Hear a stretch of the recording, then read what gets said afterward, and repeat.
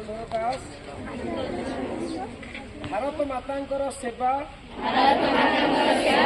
ओ सम्मान हेतु प्रतिज्ञा करुअछि जे मु मोर दैनंदिन जीवन रे अधिकरु अधिक भारतीय उत्पाद व्यवहार करने को चेष्टा करिवि ओ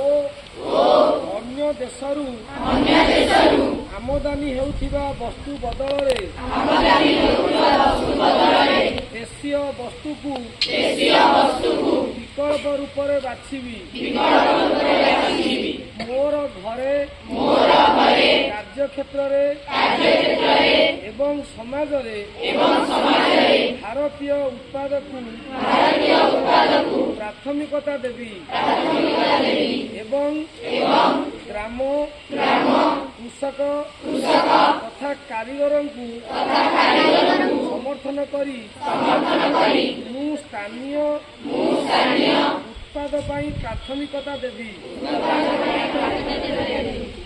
युवपीढ़ी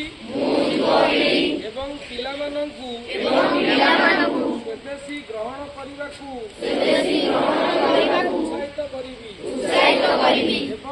एवं युवा पीढ़ी को यार महत्व विषय बुझाइबी मु मोर परिवार एवं सामाजिक जीवन रे भारतीय भाषा को व्यवहार करिवि मु परिवेश प्रति यत्नवान हेबा सहित स्वदेशी एवं परिवेश अनुकूल उत्पाद को व्यवहार करिवि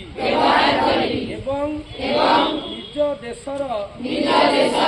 पर्यटन क्षेत्र को प्राथमिकता देवी। जय हिंद, वंदे मातरम।